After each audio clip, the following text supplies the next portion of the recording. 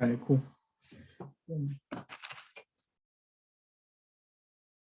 Oh yeah, and I have my camera muted because the last time I tried giving this presentation and recording at the same time, when I turned the camera on, my Zoom like like malfunctioned or something. So after I finish giving it and we can have a question and criticism period, I'll turn it on. All right, so I'm gonna start right now.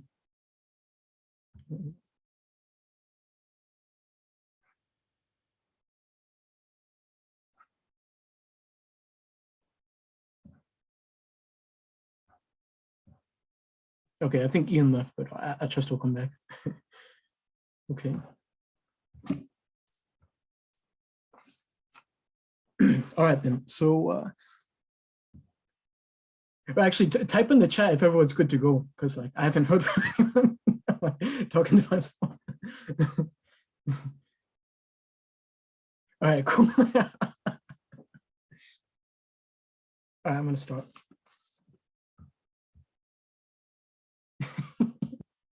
Okay, cool. So this presentation is on the transition from craft production to industrial manufacturing and the rise of capitalism in the US. And we're going to specifically be looking at the Connecticut River Valley. But I want to start with a little bit of an anecdote.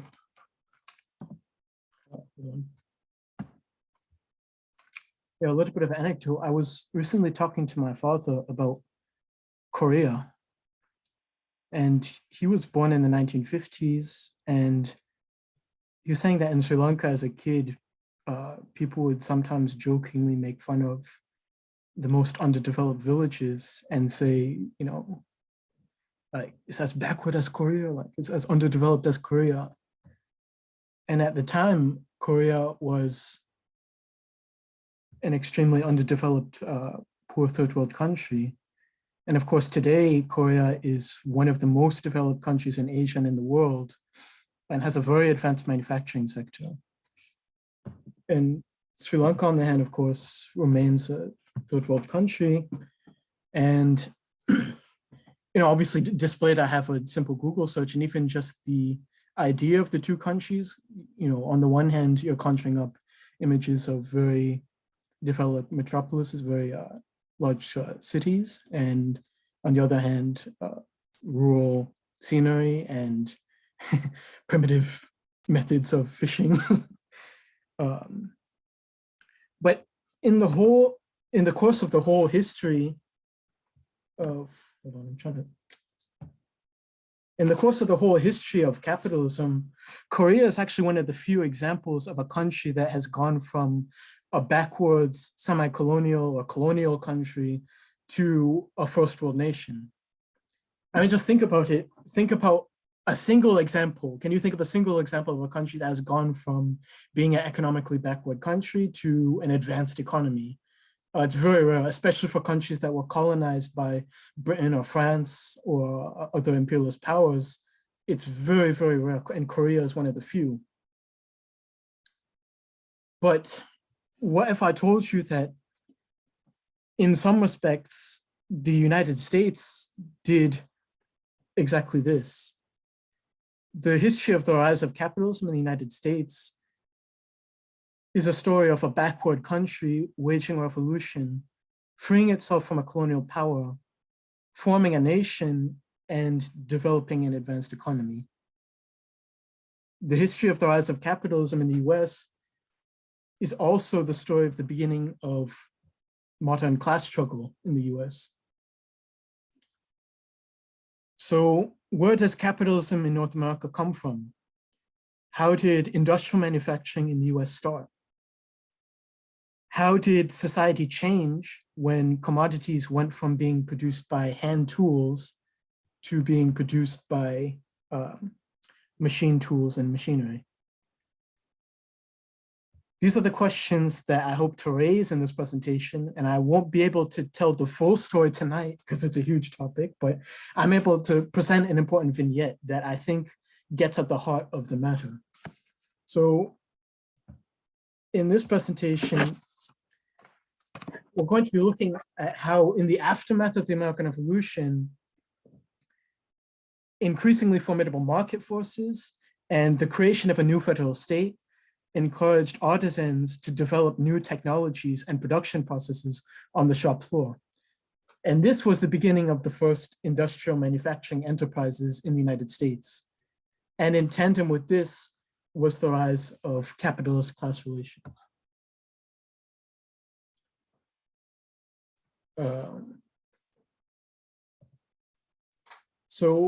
And we're going to be focusing on 4 key examples of artisans from Connecticut. The first is Eli Terry, who was a clockmaker from, all of these are from Connecticut, a clockmaker. Second, we're going to be looking at Lambert Hitchcock, who was a woodworker and then a chair maker and entrepreneur.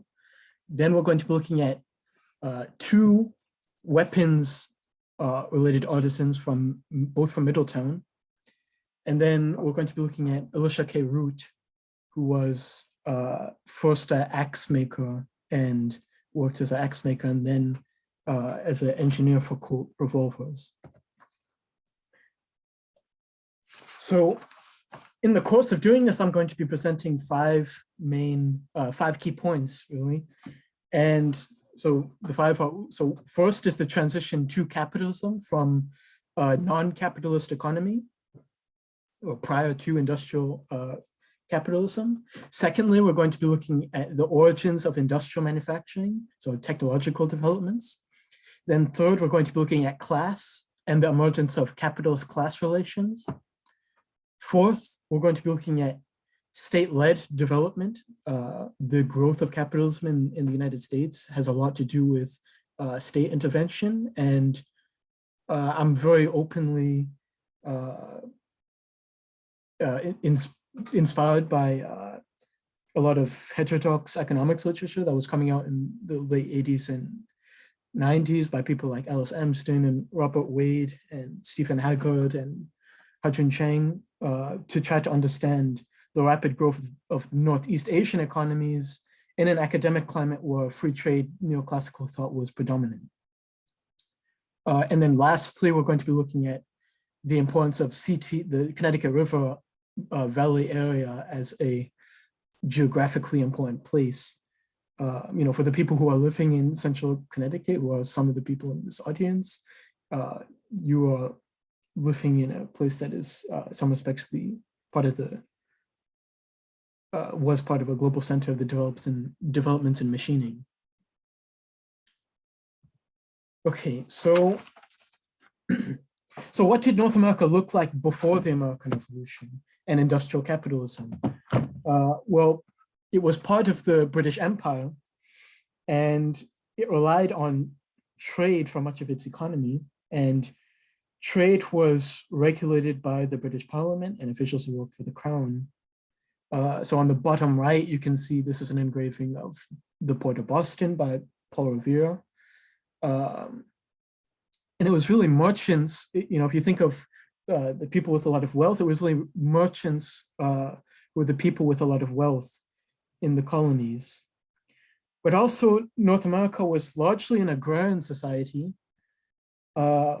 And there was a lot of subsistence farming. There was also a lot of plantation production. So on the top right, that's a picture of an indigo slave plantation from South Carolina.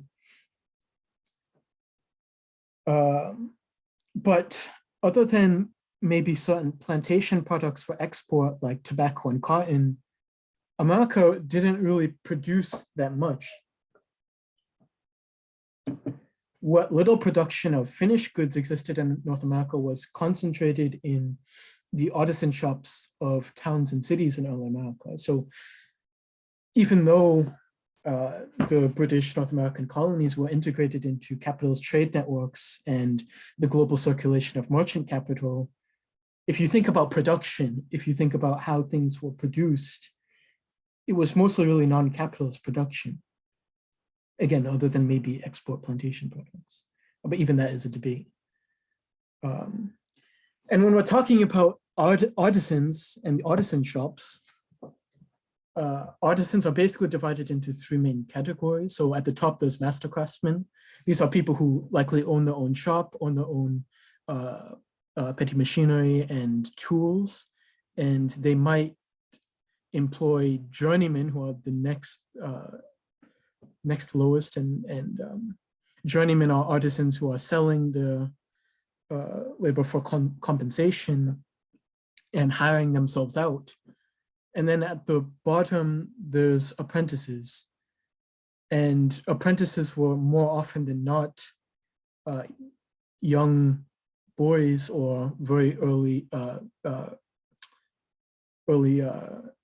young men who went to live with master craftsmen and often were accommodated with housing and lodging, and in the process learned the skills of the trade, and with the hope that they would become journeymen and then master craftsmen themselves.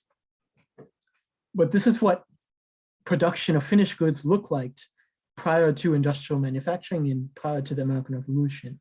It was, if you will, the sole artisan and just the artisan shop.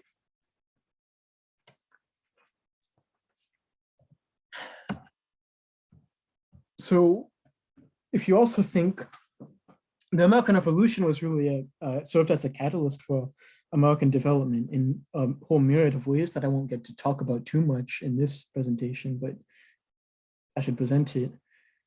So the American Revolution was a really radical revolution in which artisans and laborers were really the most dynamic segment of the Patriot Coalition at times. They didn't often maintain leadership of the Patriot Coalition, but the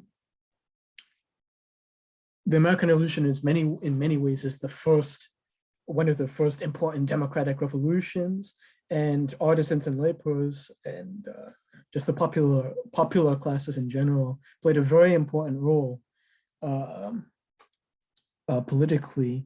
So on the bottom left, on the left, that's a mural by Herschel Levitt of Crispus Attucks. And then to the right of that, that's Carpenter's Hall, the site of the First Continental Congress. In itself, it's a great monument to the trade of skilled artisans.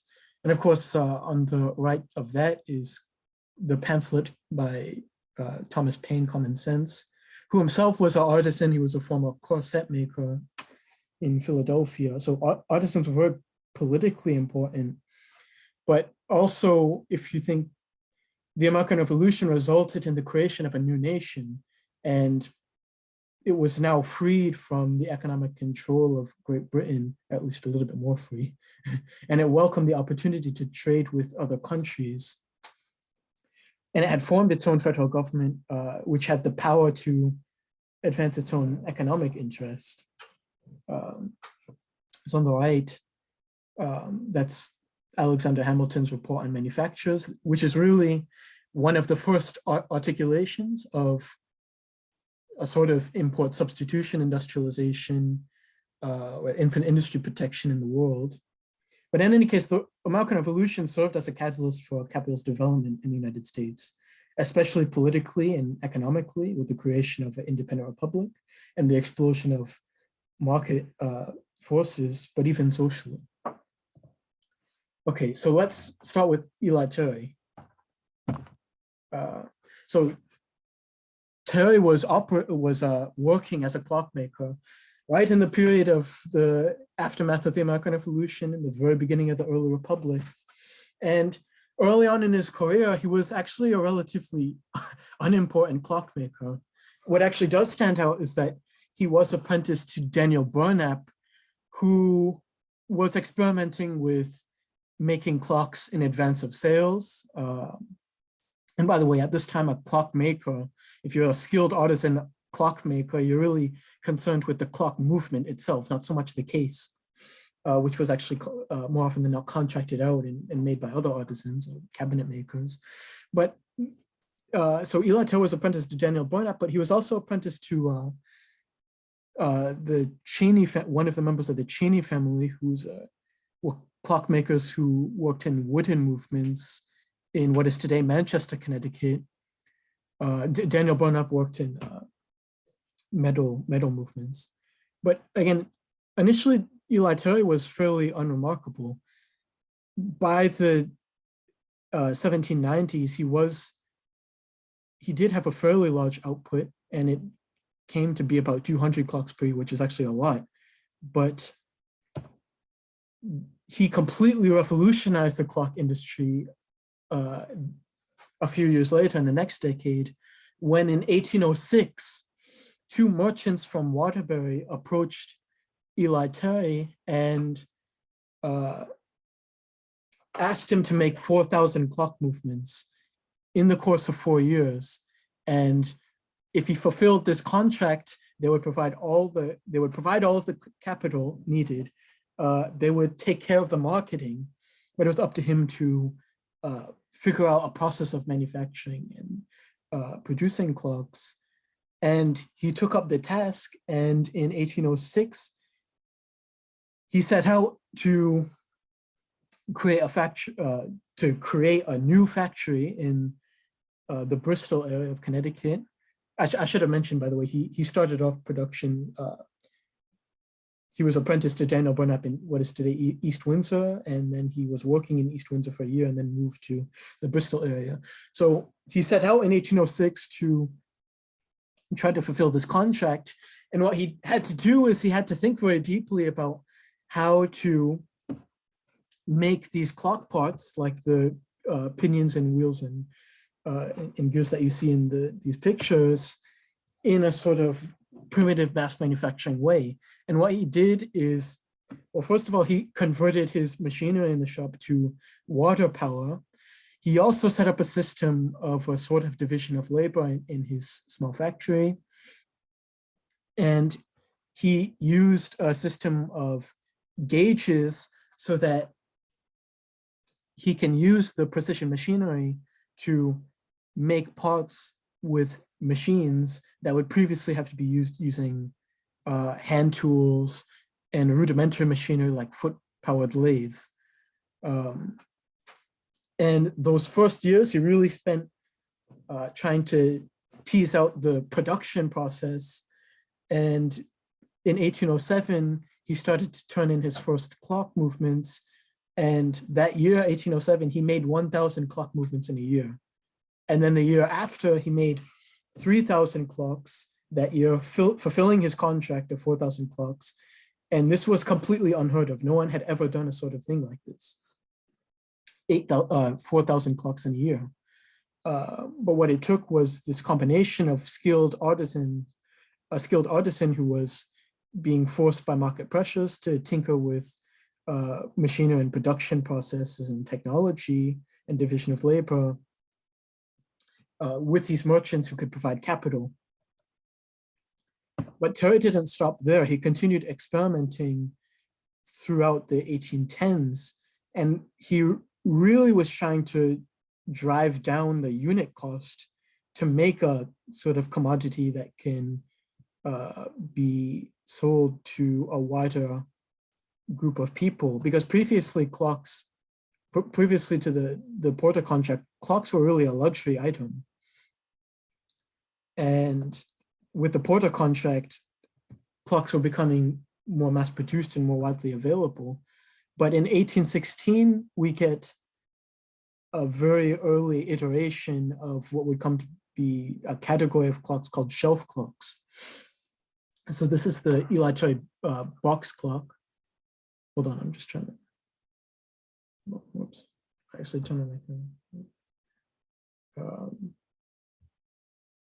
Actually, I'm gonna stop real quick. Does anyone have any questions?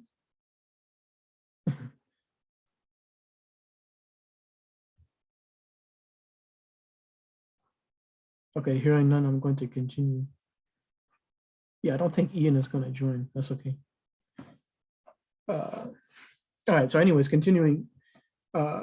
So Terry kept on working with the shelf clock, and what he ended up making was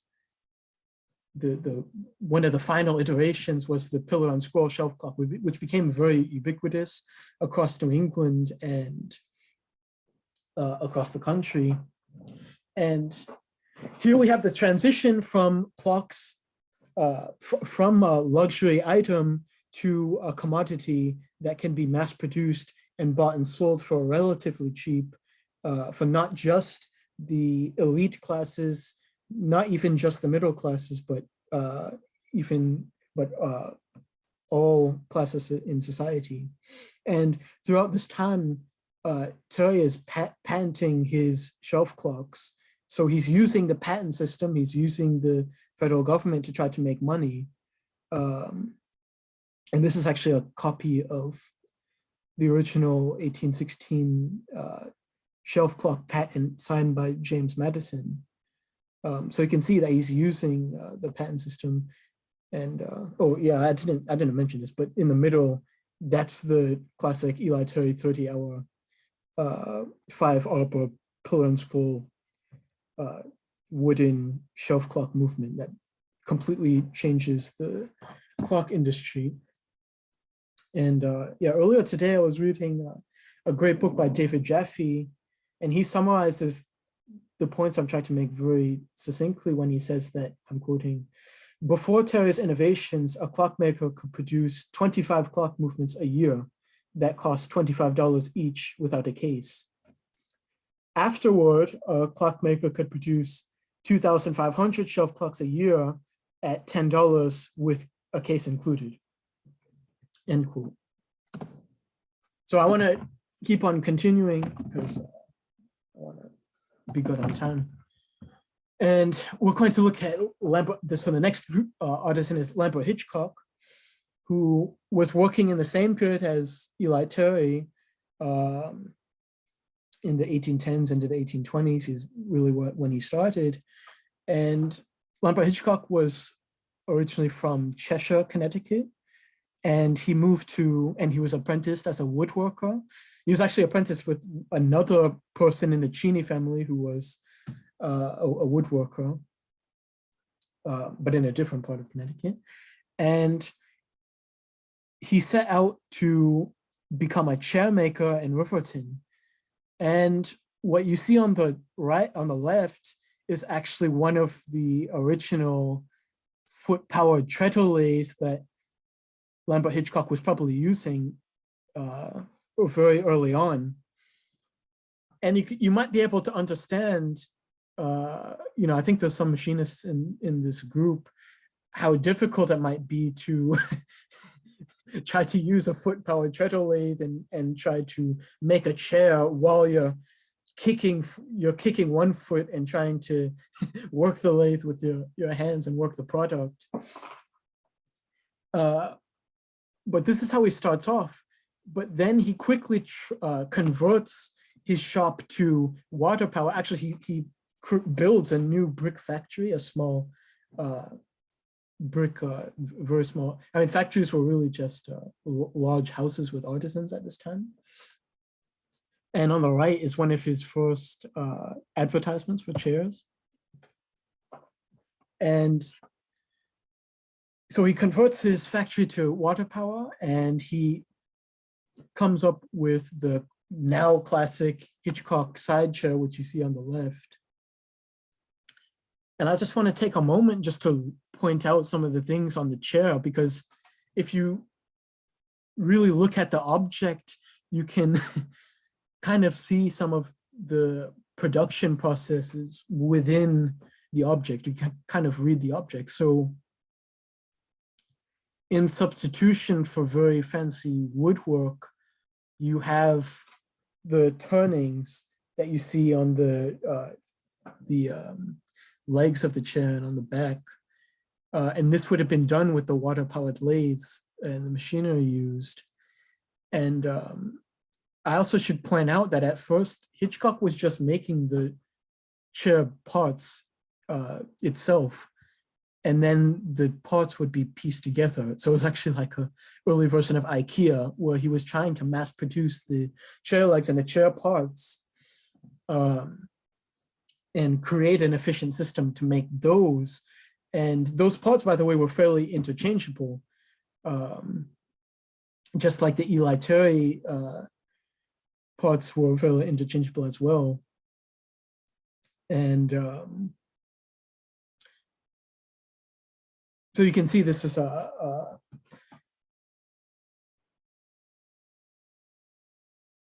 it's a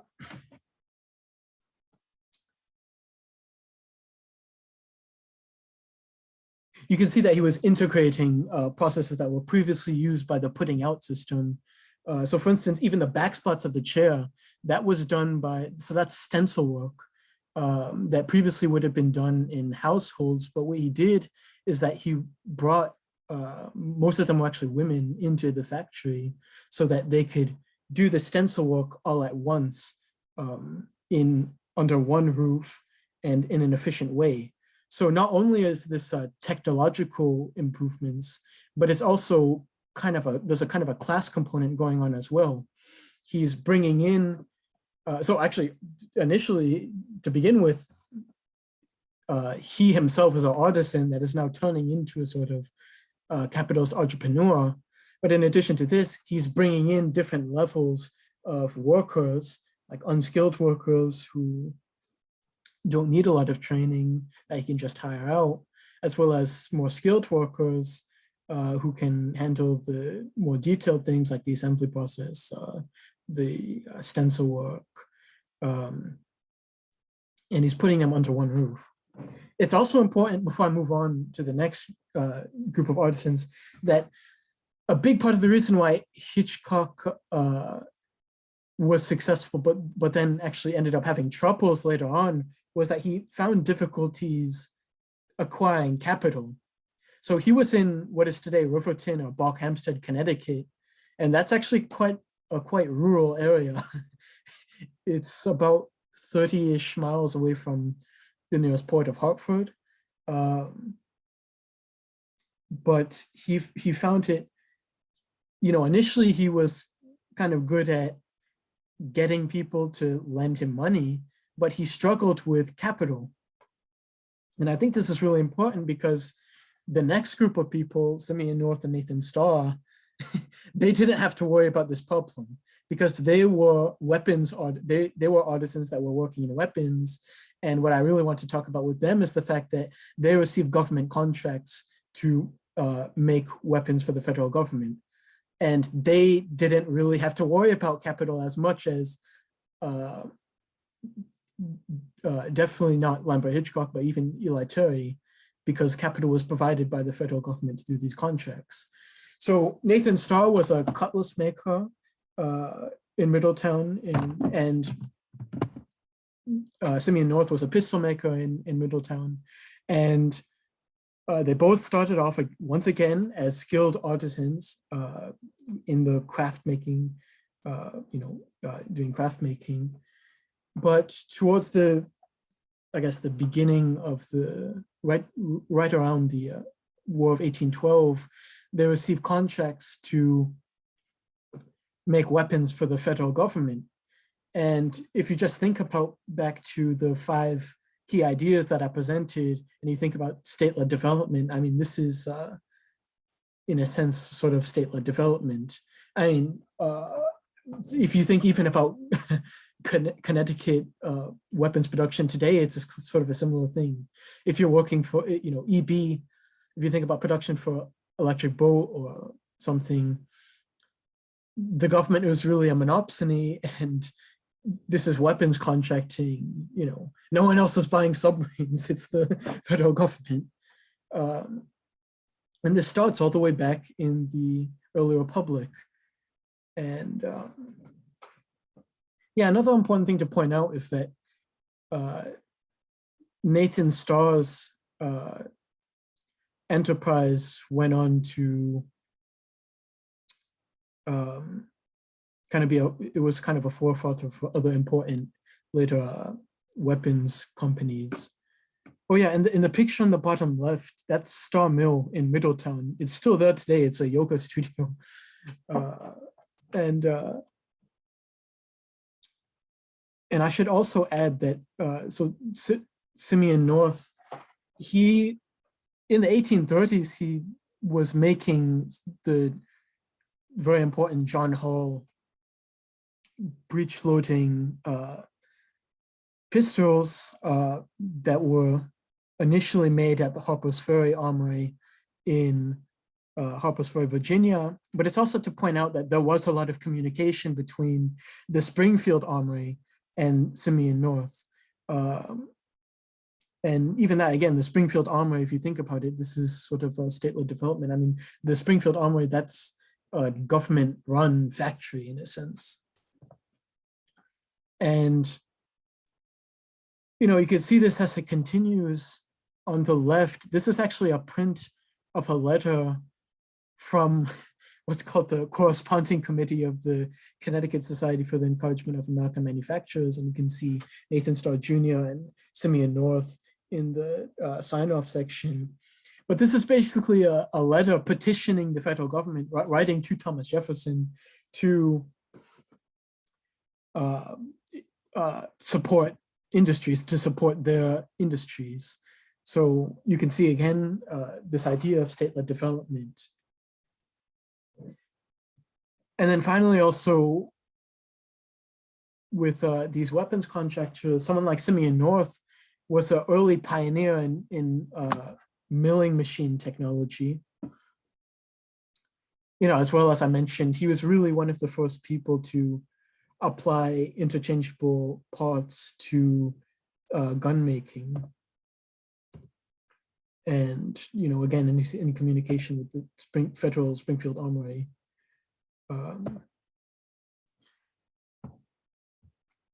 Okay, so next and the last key artisan that we're going to look at is Elisha K. Root. And Elisha K. Root started off as an axe maker. And when he was actually growing up, he was a mill worker. He was a child laborer in a textile mill. And he ended up getting an apprenticeship as, I think, an iron worker. And eventually in his early 20s, he was hired by Collins Axe Company in the 1830s, actually, and he was hired as an inspection mechanic. Excuse me, hold on. And eventually the Collins Axe Company realized that he was sort of a mechanical genius. And they allowed him to start to make new machinery for the Collins Axe Company. And in 1836, he made a machine, ended up getting a patent for it to make a new process for forging axe heads. So, you know, actually die forging is a really important thing in industrial process in this period of early manufacturing. And Elisha K. Root's, the novel part of his machine is that instead of hand forging or drop die forging, he's really using these rollers to forge out the axe heads. But he makes these machines for Collins Axe Company, and they really speed up the production process. And he continues this throughout his career. So just 2 years later, he makes a machine for creating the eyes for axe heads. Just if you don't know, you can see what an eye of an axe is. And then several years later, he creates machinery for dressing axes. But one of the key significant things about Elisha K. Root is that he's able to integrate the production process. He's able to take all of the things that's necessary for the manufacturing of axes, and he's able to combine them with specialized precision machineries, and actually does it under one roof. So Collins Axe Company, it has many buildings to it for different production processes, but he actually builds in 1846, whole building in which all of this machinery is held, and he's able to create a sort of integrated production process. And yeah, this is actually a photo I took, by the way, of yeah, there are some, I didn't get to tell you, but there are some photos that I took. It's like, there's a, like a gear cutting machine that Eli Terry used, and I took a picture of that from the American Watch and Clock Museum in Bristol. But anyways, he gets hired by Samuel Colt, who of course was making Colt, was the guy for Colt rifles, and he does basically the exact same thing at the Colt factory.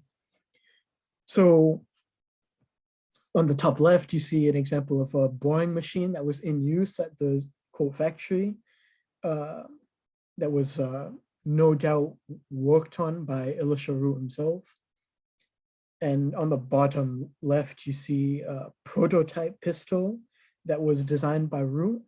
But the larger point that I want to bring up is that Elisha K. Root is a former artisan. He comes out of the artisan class, and he turns into someone who is really a kind of a genius engineer that is able to create an integrated production process with specialized and precision machinery and interchangeable parts. And by the 1870s, the Colt factory in Hartford really becomes one of the most important factories in the entire world.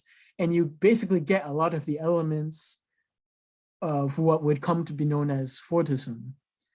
You know, again, you have this integrated production process with specialized precision machinery and interchangeable parts.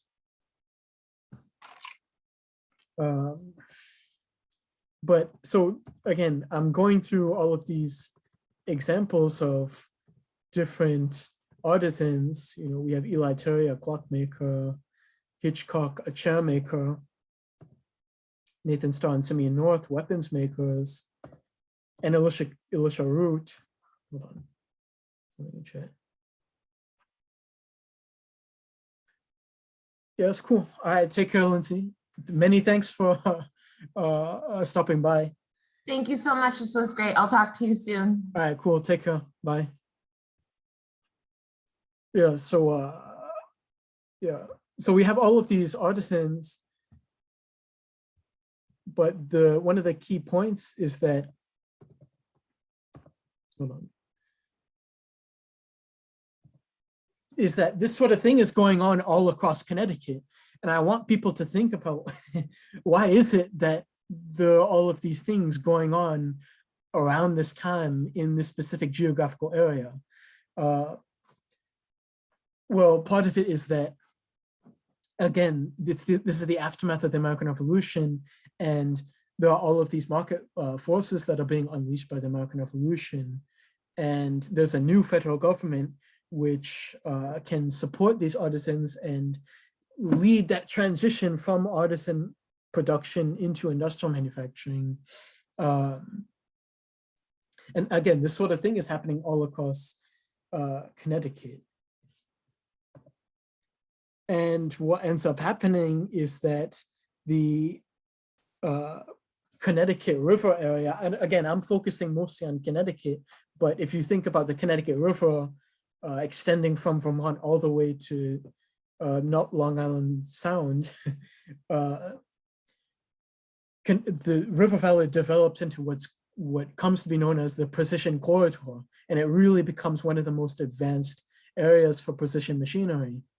So you have in Springfield, for instance, the Springfield Armory, which is again a government federal factory that really spearheads the development of interchangeable parts. Again, they're kind of, because it's government run, they're kind of protected by some of the market competition that might have been a hindrance, and it really turns into a sort of laboratory for perfecting the interchangeable parts process. We also see, and actually on the bottom center, that's a machine that was used for the actually making duplicate gun stocks, called the Blanchard lathe, the really early machine, very important. And then of course nearby you have stuff like Chicopee Falls, which is the site of Ames Manufacturing, another key site. On the bottom left, that's Windsor, Vermont. Believe it or not, Windsor, Vermont was a key area in the development of industrial manufacturing. Robbins and Lawrence Company, which was another weapons manufacturer, was centered there. Today, Windsor, Vermont, the old center of Robbins and Lawrence, is actually a precision machinery museum. And then on the bottom right, that's actually Pratt & Whitney. And Pratt & Whitney actually evolves out of, or grows out of the Colt factory. And it makes precision machinery. So if you think about something like man, is Ian? No, Ian isn't in the chat. I really wish Ian was here because he's like, this is his thing. But if you think about something like the Lincoln Miller, which becomes produced by Pratt & Whitney, that's really pioneered first by Alicia K. Root in the Colt factory, and then Pratt & Whitney takes over production. And actually Robbins and Lawrence is one of the originators as well. But in any case, you have the entire Connecticut River Valley comes to be known as the Precision Corridor. Actually, it's funny that Lindsay just left, because if you read her book, Manufacturing Advantage, there are points at which she talks about how the Connecticut River Valley is really was really, in the early republic, a technological area that is akin to today's Silicon Valley, which I think is true. So what ends up happening is that by the beginning of the 20th century and the end of the 19th century, Hartford and Springfield are really two of some of the most important cities for capitalism in the entire world. And it's really almost a quirk of history that Detroit and not Hartford or Springfield becomes the center of the car industry. Because by this time, Hartford and Springfield really is they're the global pioneers in, again, industrial mass manufacturing and the use of interchangeable parts and precision specialized machinery. And if you think about the Connecticut economy today, all of this history is really the groundwork for today's economy. I talked about how weapons contractors started in the early republic, but today you see the same thing. So the last time I gave this presentation, it was to a Sikorsky work. That's you're making things for the government. You're making helicopters for the government. I mentioned Electric Boat. You're making submarines for the government. And I think insurance is also part of this story, because the industrial capitalist endeavors also need insurance. Like if you're a capitalist, you need to, insurance is a part of the business, it's part of doing business, really. That's why I included Mass Mutual on the right. And that's also, I think, why Hartford becomes known as the insurance capital of the world. And Springfield is also a center for insurance as well. But it's also important to point out that this is also kind of a reason for some of the, a lot of the poverty in Connecticut as well, because of the fact that, Hartford and Springfield were such leaders in manufacturing, and today there's not so much manufacturing. And in any case, the manufacturing that is there isn't really concentrated in the cities anymore. You get something that's very similar to the sort of urban blight that you might see that is associated with places like in the Rust Belt, places like Detroit. It's really kind of like the sort of urban blight that you associate with Detroit, but in miniature. And the fact that you have such an advanced economy in Connecticut is also part of the reason why, yes, you have that advanced economy, but if you think Connecticut is really not a great place to be if you're an unskilled worker, and there's a whole lot of inequality and poverty in Connecticut. And I think this history is really important to understanding that. Hold on, let me check the time. Okay, so I'm going to be finishing up now. So I wanted to review some of the 5 key points that I mentioned initially and try to sort of reiterate throughout the presentation. So one is, of course, the transition to capitalism from a non-capitalist economy.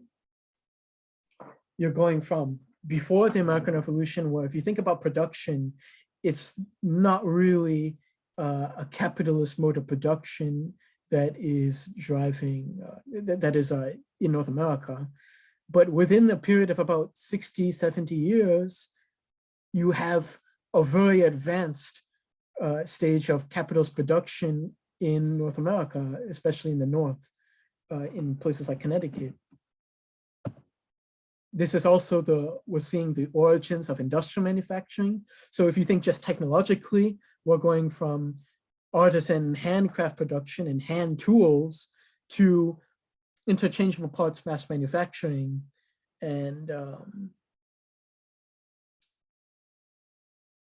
yeah, and all of this technological development and machines that are being invented for in the process. We're also talking about class. Every single one of the examples that I showed of different artisans, that's an example of master or craftsmen becoming early entrepreneurs. So what we're seeing is really the upper strata of the artisan class fusing with merchants and rich professionals, who are the people with capital, to form a new capitalist class. So upper strata of the artisan class and merchants and rich professionals are combining to create a much new capitalist class, but the rest of the artisan class, of the open laboring classes, are kind of becoming a new working class. But of course, the story of the development of a working class is very complicated, and we have to talk about immigrants and people coming out of farm families, women, formerly enslaved people, etc.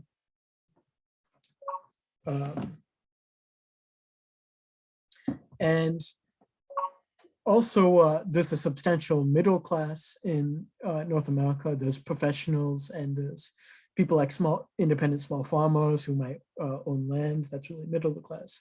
But in any case, we're seeing the emergence of capitalist class relations. Previously, with just the artisan system of journeymen, master craftsmen, apprentices, and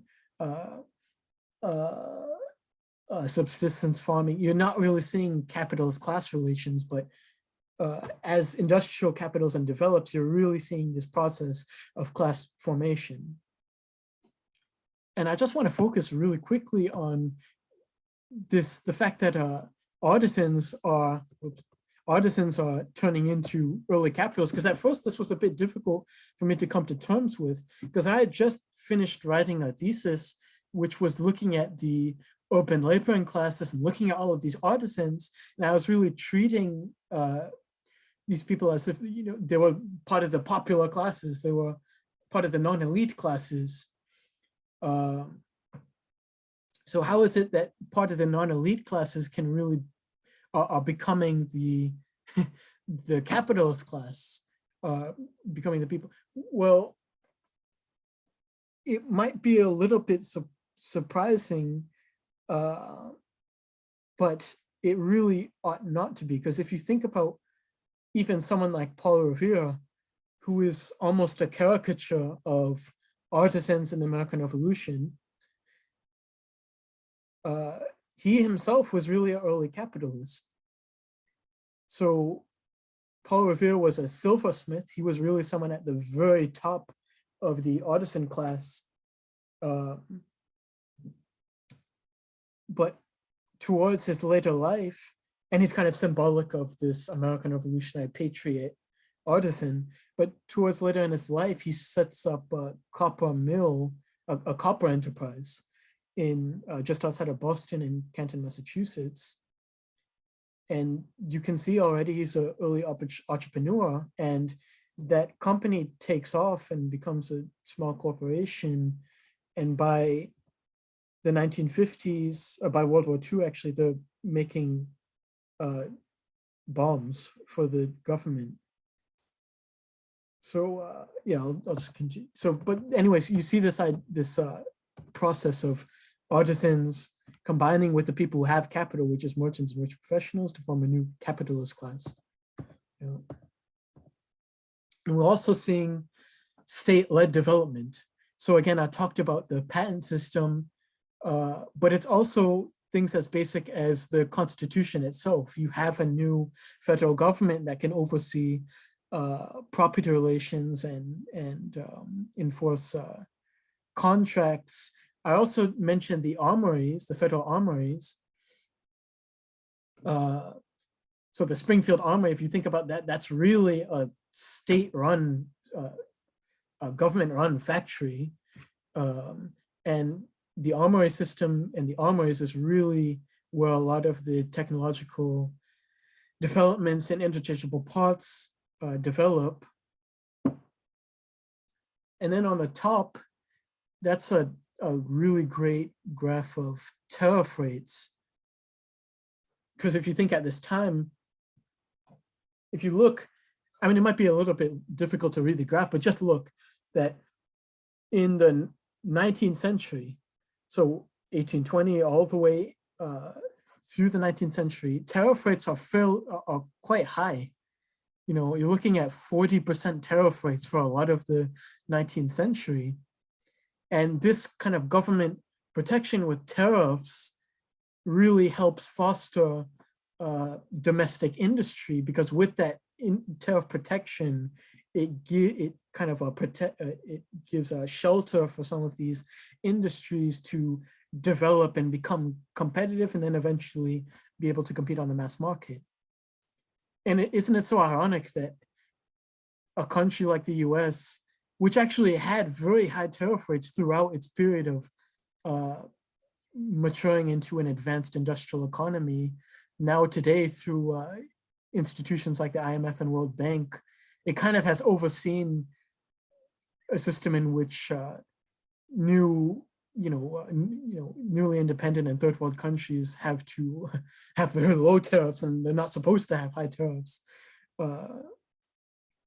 developing. But anyways, and then lastly, the fifth point is the importance of the Connecticut River Valley. So you may not have realized it, you may have realized it, but for the people who are in Connecticut right now, you are in a place that is fundamentally important to the story of the rise of industrial capitalism in North America and across the world.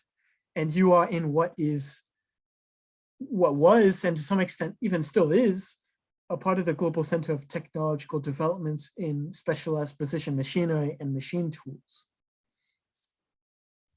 So yeah, that's my presentation.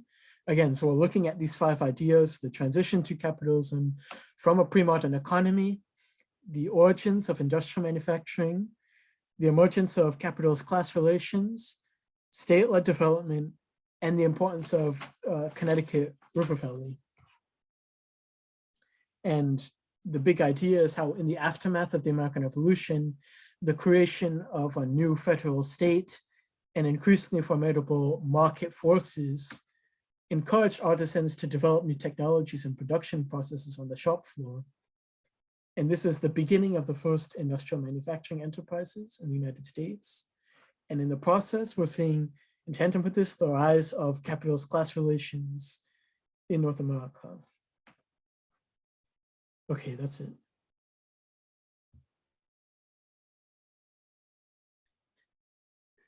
All right, hold on, let me turn on the video.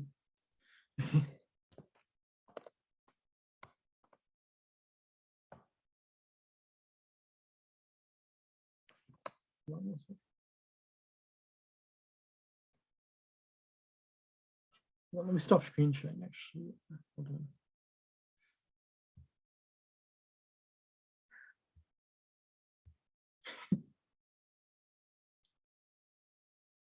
Okay. All right, now I need help. How can I improve this? Yeah, I think that's yeah, Charles. Oh, Right. bravo.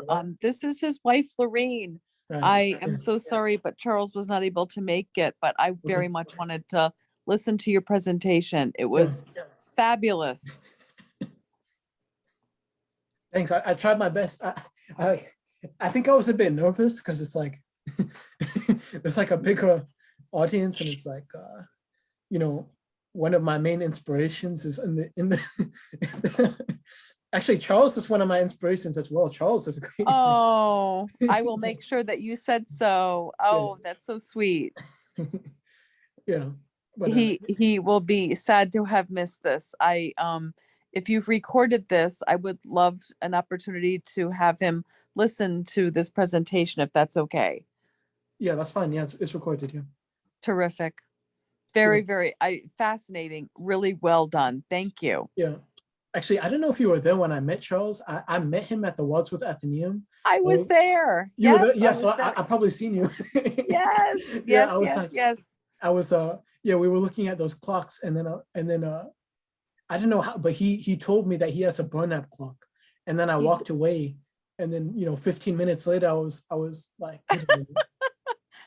This is someone who actually owns a burn-up, like this is someone who actually owns one of these clocks. And I had to run back in, and I chased you. I was like, and I was looking for different people. I was like, hey, are you the person that I talked to about clocks? And they were like, no. I was like, oh, okay. I was like, hey, are you the person who I talked to about clocks? And they're like, no. And then I finally checked you down. Well, this was divine, and I know that he would, feel badly that he missed this. You did a fabulous job. Thank you. Thanks. I tried my best, but I need to do better. All right, no, so, you're doing great. Right, so I need help. I got some general comments. I Yeah, go ahead. agree 100%. This was an excellent talk, and wow, you've trimmed it quite a lot since the last iteration I heard, which was maybe 2.5 hours. And Right. yeah, Right. it was concise, and I think you kept all of the major points in. It had the same effect. So that was, yeah, it was a pleasure to listen to. I have just a couple of questions out of curiosity, just to start off. Are these clockmaker Cheneys the same family, same as Dick Cheney, etc.? You said same as Dick Cheney? Yeah, same Cheneys. I don't know about Dick Cheney, but it's the same family as it's the same family as the silk manufacturers in Manchester. So Timothy Cheney, Benjamin Cheney, these are all important clockmakers in what was then East Hartford, Connecticut. But it becomes part of it becomes Cheney. what is today Manchester. Cheney And Hill. yeah, so you could still visit the Cheney homestead in Manchester. For instance. Okay. But that family, I mean, this is actually another example of artisans becoming capitalists, right? That family becomes affluent enough to start a silk manufacturing enterprise, which turns into this big, all of these silk factories in Manchester. So, some of you might know, our friend David Kiley. He lived in an apartment in one of these silk buildings.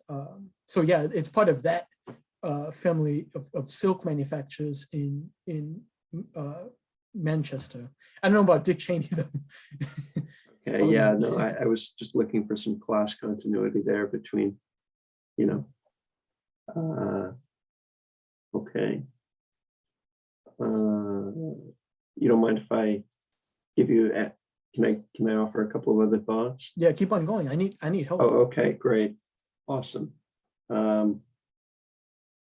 I was fascinated by this very early weapons contracting with Starr and Simeon, Yeah, Simeon Simeon North. I wonder if you know that, if this is one of the earliest, was this among the earliest weapons contracting? Yeah, it was one of the earliest. It was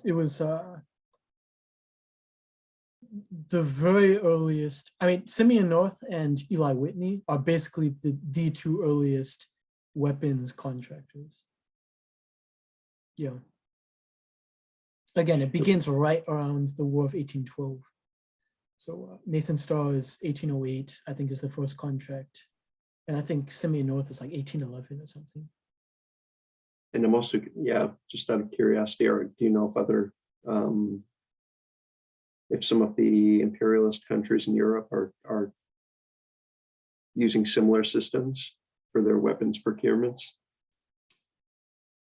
System, well, what do you mean? Systems of contracting out to small to manufacturers. I mean, I guess you could say there might have been a similar sort of thing with contracting out, but it didn't work in the same way that it did in the United States. Because if you have, I'm trying to think of a specific example. So, France, for instance, might have contracted out from artisan shops, but I don't think you could say that it's really the same thing, because at this time, France, even though people say, oh, the French Revolution is like the first real bourgeois democratic revolution, France at this time is still really almost like an old world empire.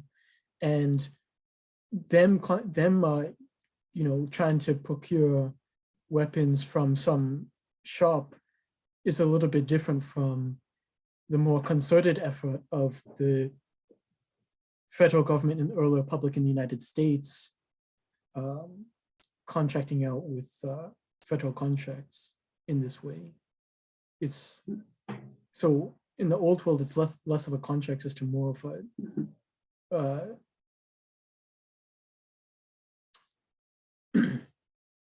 and one thing is that in the United States, it's working out in a more impersonal way. It's less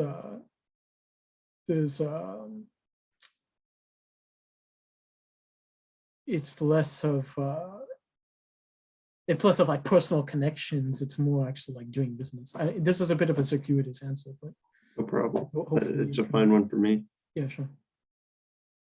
Okay, I'm not going to dominate the floor. So maybe someone else. Yeah. Yeah, Kel, you got anything? Jackie?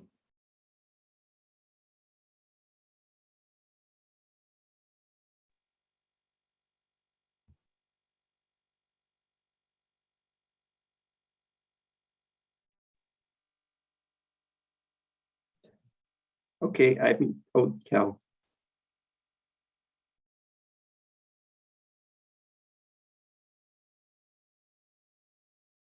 I'm sorry. I think maybe Cal wanted to speak, but Yeah. they're muted. Yeah, you can type in chat. It's so cool. Hello. Oh, okay. Yeah, cool. yeah, I can. That works. Yeah. Since the last time I saw this, it was really good that you were able to trim it down even more. I think one thing I also really like that you didn't have last time was the map of Connecticut with all the different kind of like inventions based on and progressions based on the area, like how you had like the map of Connecticut with like the Eli Whitney machine in New Haven, but then you had something up in East Windsor, then you had something in East Hartford. Last time I saw you didn't have that. And it was actually really really good visual thing that you added in. Because it kind of like shows your point that like along the not only the entire Connecticut River Valley, but also in like the subsequent areas was just like a hotbed of industrial growth. I'm trying to think what else to say.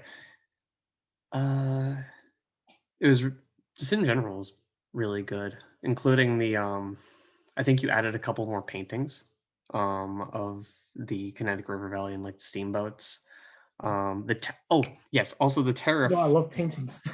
Yeah, the tariff rate chart was also a really good inclusion too, and the point that like a Yeah. lot of countries like now that try to follow the path we took aren't allowed, due to like economic imperialism by not allowing them to Yeah. set tariff rates. And it's like a really like very good inclusion because like the tariff rate was like you said like 40%, like very high in Yeah. like 19th century. But then you look then you look at like and like a lot of that money was definitely put probably also back into like weapons contracting, which would then Yeah. further technological industrial progress.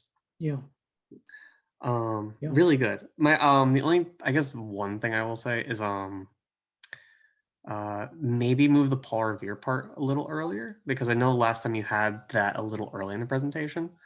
But like aside from that, like it's going in a very good direction. I really liked it. You said move the what part? Oh, move the part of I would just suggest my personal suggestion. I would say move the part with Paul Revere and Oh, okay. yeah, maybe a Yeah. little earlier. Okay.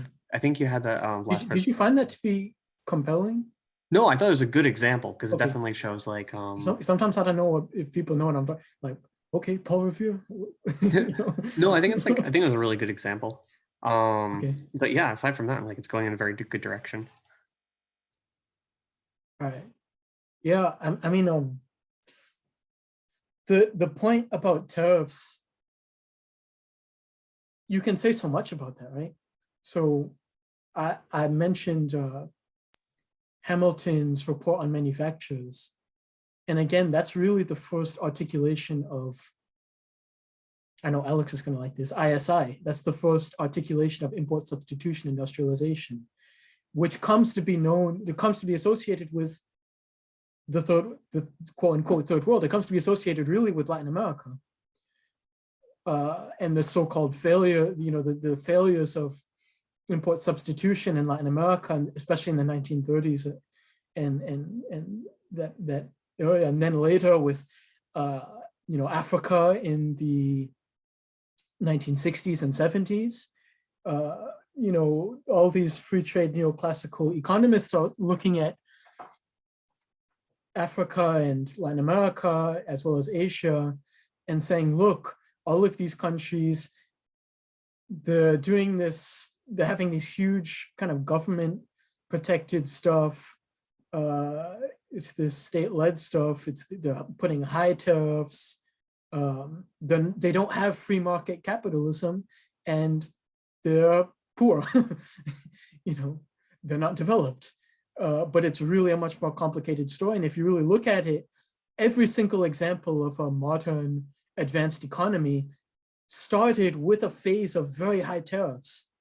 If you think about Britain, even, they had high tariffs initially. The US, as you saw, had really high tariffs throughout the 19th century.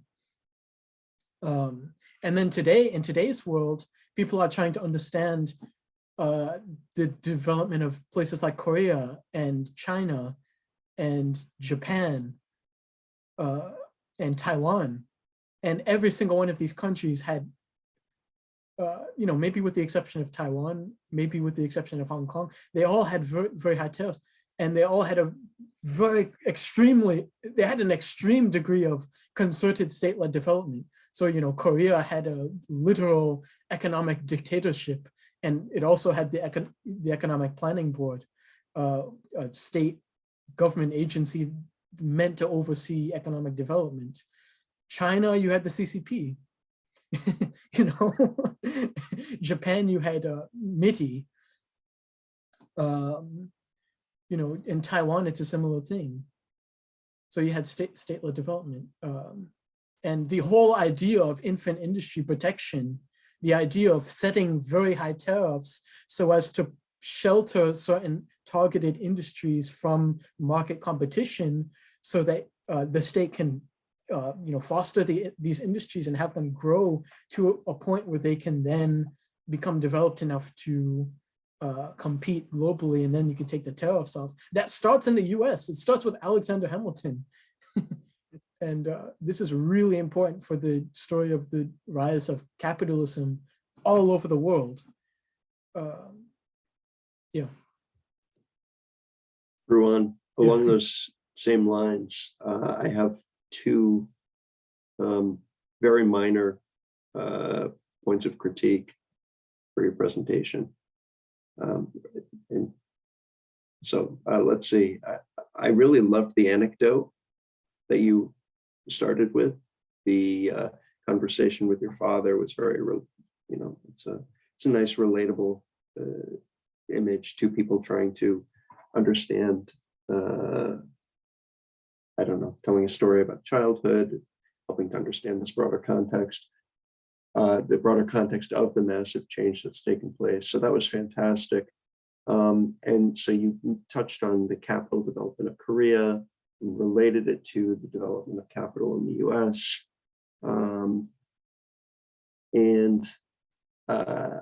You stated that they're comparable, very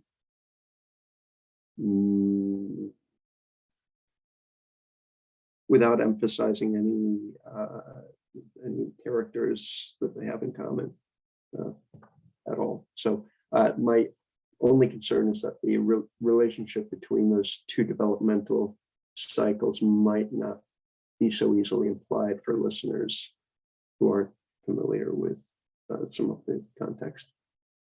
Yeah, so maybe just strengthen that relationship a little bit if you're going to use the anecdote again, which was a great anecdote.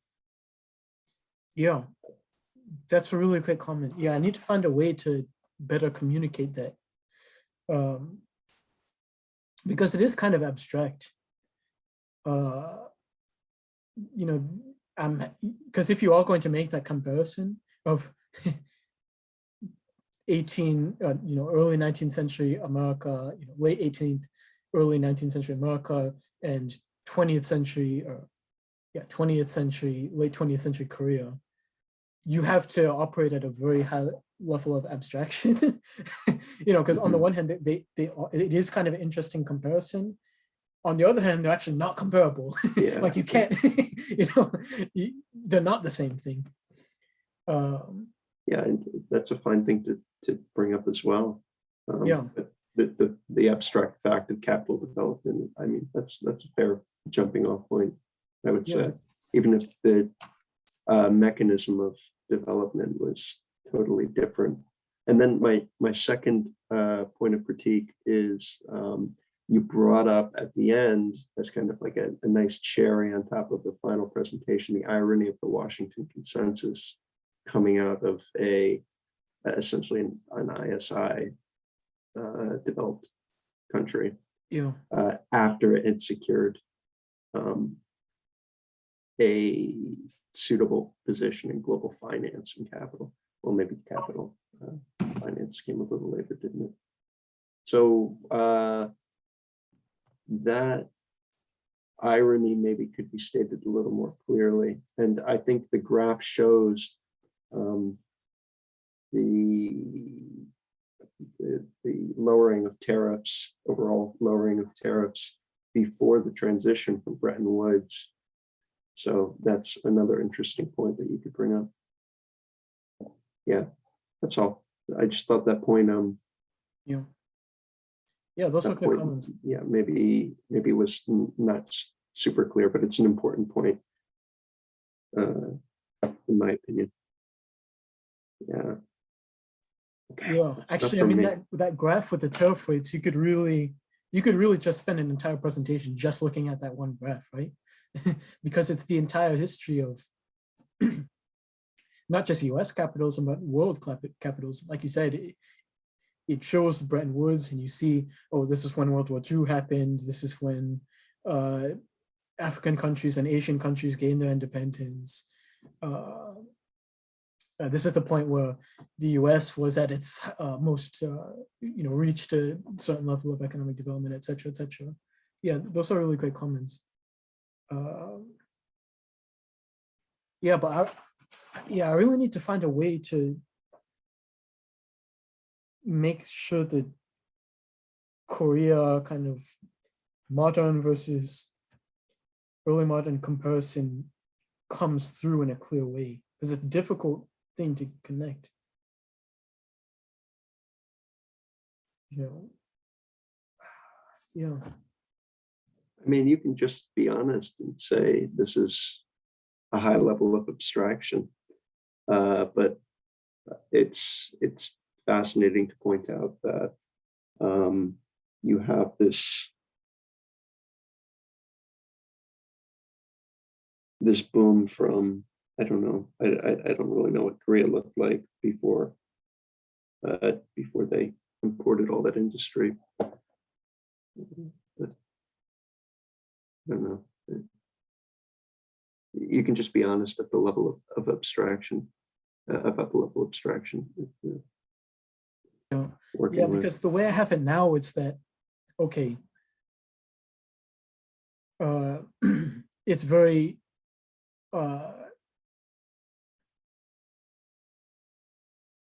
yeah, all right, take care. Thank you so much for Lauren for coming. I really appreciate it. It really helps. Have a good weekend. Yeah, so it's what I have is the idea that it's very rare for a country to go from a underdeveloped, backward, quote unquote, backward country to an advanced economy with an advanced industrial sector.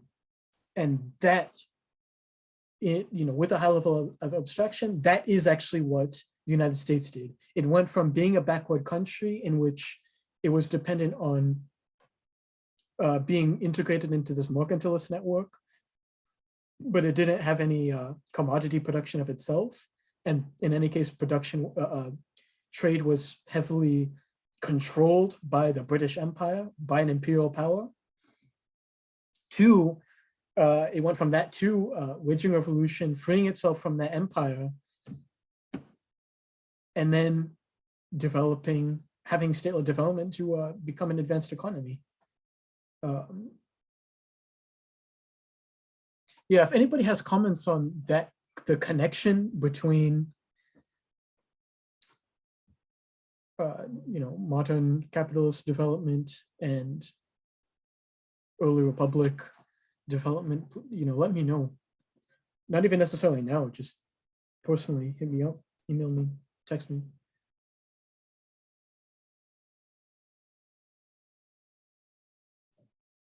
I have another question. Yeah, keep on going. You mentioned that, well, you offered like a very quick hypothesis about the rise of Hartford and Springfield as business centers. Sorry, not business, insurance business. centers. Yeah, but it's more specifically insurance centers. And you said naturally big business needs insurance. It's just a part of the way they operate. But I would like, as a listener, I would like to know okay, the Good details of why you need insurance as you expand your operation. Yeah, that's a good point. Yeah, that's a good point. Yeah, I bring up insurance in an awkward way. Yeah, it's a fascinating thesis, not a thesis, a fascinating hypothesis that you're offering. But, I'm actually not even offering it as a hypothesis. I'm offering it as a fact. A fact. Okay, of course. That Hartford and Springfield are important for insurance because they were important for insurance because they were industrial centers. Yeah. Okay. Yeah, I don't think. Yeah, I'm a. Hold on, one second. Yeah, even just drawing the connection that when you have so many when you have such so many expensive production assets, I don't know. I mean, just tell us how insurance works. Who knows? Yeah, yeah. Because, yeah, I mean, the story, for instance, of Mass Mutual in Springfield really highlights this. I mean, I won't have the time to talk about this, but I'll figure a way to communicate it. Yeah, that's the rub.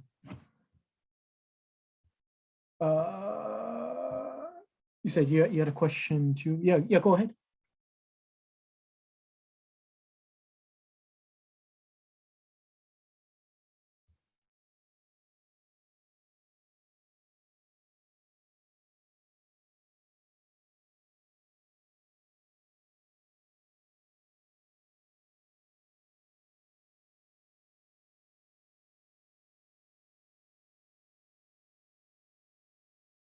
Yeah, anybody, if you have a question, just ask.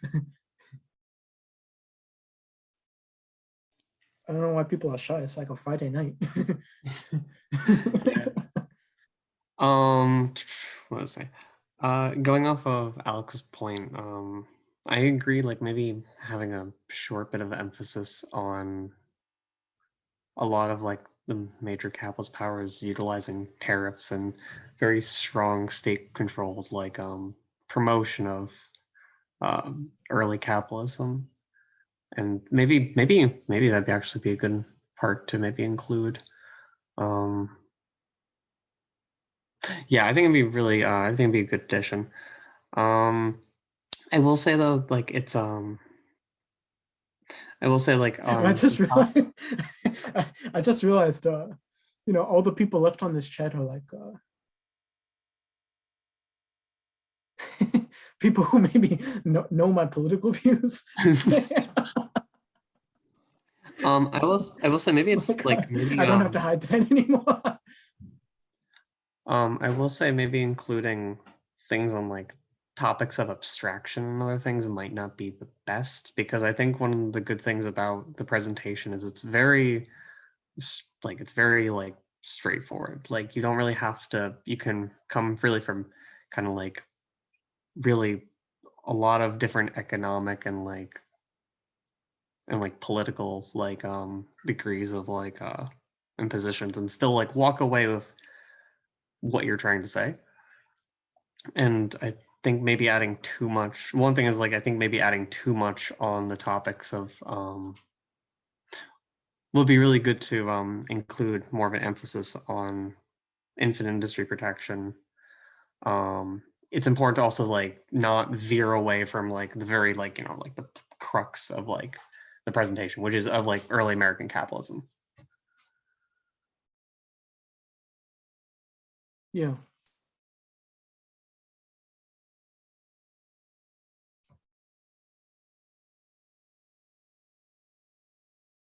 Yeah. Any other comments from anyone? I need help. I need to make this good.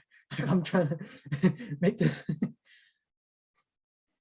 Maybe I wasn't paying attention during this part, but you Yeah. kind of made the connection between like areas of Connecticut, like all of this economic growth and like sort of pointing to poverty nowadays. I don't think I quite understood that connection. Yeah. Like why there's so much poverty in those areas or in those cities. Yeah. Yeah, that's something that I'm glad you brought that up, because that's something I need help. I need help straightening that out, because yeah, I wasn't really clear. What I'm trying to say is that all of the history that I'm presenting is part of the history of, is part of the reason why the structure of the Connecticut economy looks the way it does. You know, you have all of these weapons manufacturers, very capital intensive industries, you know, good paying union jobs. You know, that's crazy actually. No, Ian wasn't able to get back on. Wow, so there's no one, okay, there's no machinists on the call right now. Yeah, so but so it's part of the history of the economy, and the fact that there are so many advanced industries, but it's also the reason why Connecticut is such a bad place to be if you're an unskilled worker, because there's not a lot of, I mean, basically what I'm trying to say is there's not a lot of good manufacturing jobs with, benefits and stuff. And that used to be kind of the go-to thing. You could go into the textile industry as an unskilled worker. You could go, I don't know why I said textile, I meant to say typewriter manufacturing industry. You could go into a sewing machine factory as an unskilled worker. And, but because so much of the economy is these capital intensive, very advanced industries, the barrier to entry for unskilled workers and for the lower part of the working class, I guess, is higher, I guess. But it's not even just that. I'm also trying to talk about kind of the underclass as well. I mean, you have a huge problem of homelessness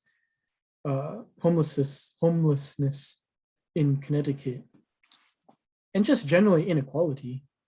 Like Fairfield County would be the most unequal country, would be one of the most unequal country. I think it's actually the most unequal country in the world, according to Gini coefficient, if it were its own country.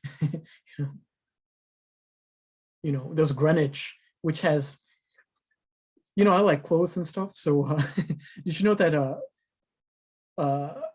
outside of New York, Greenwich, Connecticut is the only place with an Hermes store anywhere in the United States or something like that, or anywhere on the East Coast, I think. That's pretty crazy. Yeah, but so you have basically super rich, you have rich, you have like upper middle class people, you have, but you also have super rich, especially in Fairfield County. But you also have, within Fairfield County, you have Bridgeport, and in a state with very high taxes and a very high standard of living, the average income is, I think it's like 15,000, which for this state is really low. But in any case, it's really the inequality aspect. So maybe I should emphasize that. It's really the inequality. So inequality, blight, I don't know, I have to figure out, I have to do a brainstorming.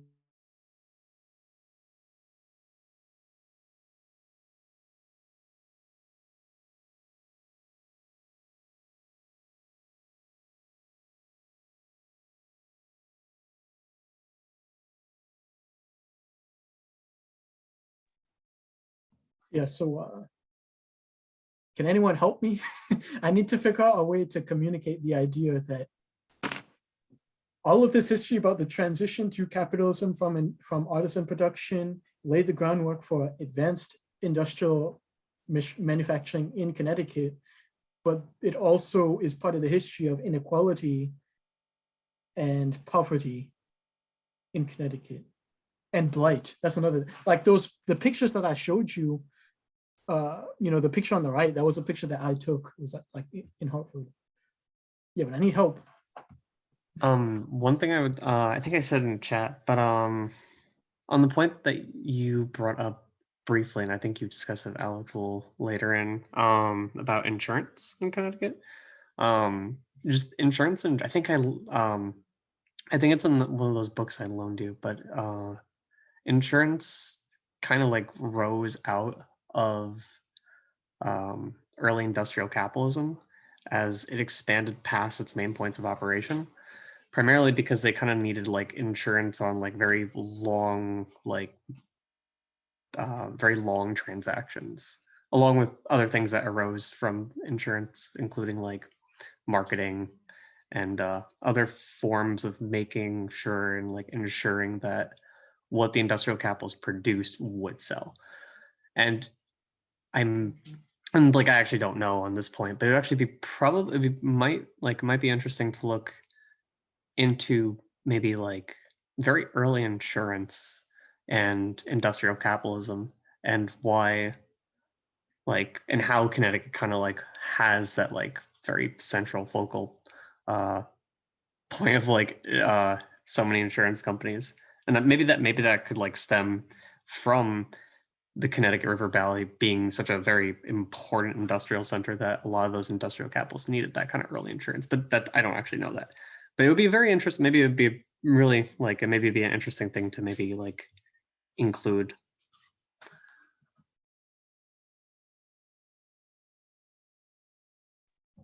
Yeah, thanks for that. Yeah.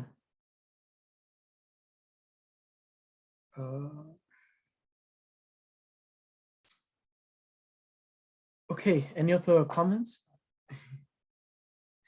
Hope?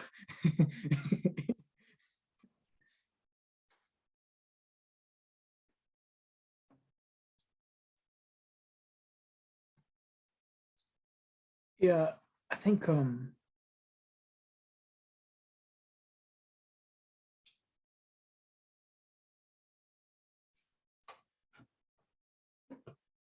yeah, I'm probably going to show this to a couple. I'm going to show this to a couple people.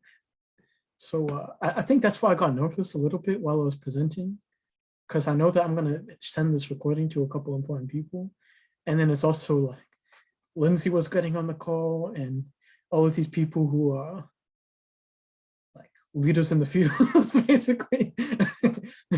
And it's like Bob Ford is going to see this. I mean, Robert Ford, who's another leader. I might send this to Donald Hoke, and like I got a bit nervous, you know, because I showed this to Emmett last week, and I did so well, but I forgot to record it, which kind of pissed me off. You know, if you ever want to do another presentation, if you Yeah. go through this run and you feel like it wasn't your hottest, I'm always happy to listen. All right, cool. Yeah, bro, you know, I'm gonna be in New Haven tomorrow, but I'm Shit. gonna be busy like all day. Damn. Yeah. Well, stop by if you want. I'm supposed to. Yeah, I might. All right, I'll text you.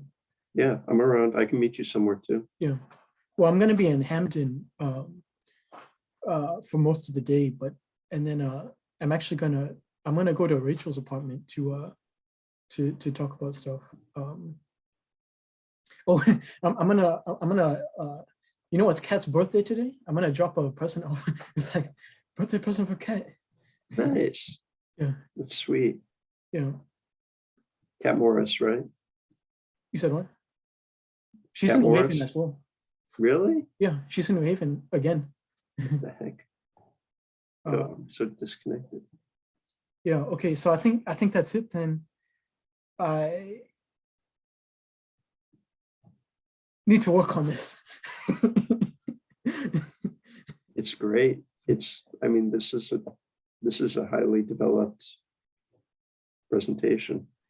Yeah, but You know, you've distilled a lot of information. yeah, but it needs to be the best in the world. It's definitely the best in the world on this topic. Yeah, like Alex said, like there's points of improvement that you can do, but like don't short sell how really good the presentation, your research is coming along. Yeah, I know it's good. It just needs to be better. I need to make it hit more.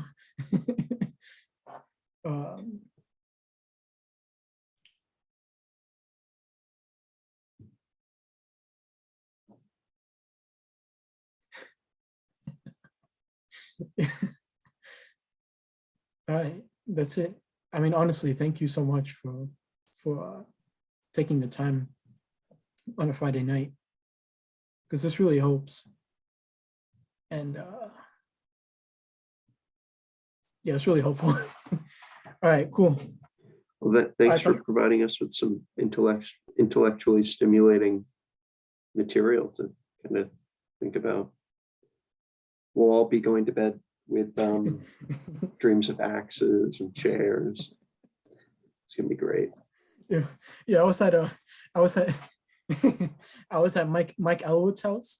That's and he was like, you know, the artist. He was like, you know, Trotsky was on the train in the Russian Revolution, writing about French literature, and I'm here making Facebook posts about Joe Rogan, and you're writing about clocks. It's like, what are we doing? I'm like, yeah, I'm writing about clocks. That's what I'm doing. It's good. All right, cool. Thank you so much. I'm gonna end the thing now. Hey, But man, I really appreciate it. Honestly, this really helps, and I'm gonna keep on working, and it's gonna be good. You know, I'm gonna have Right. something to present. It's gonna be good. okay. All right, Well, good night, everyone. bye. All right, have a good night.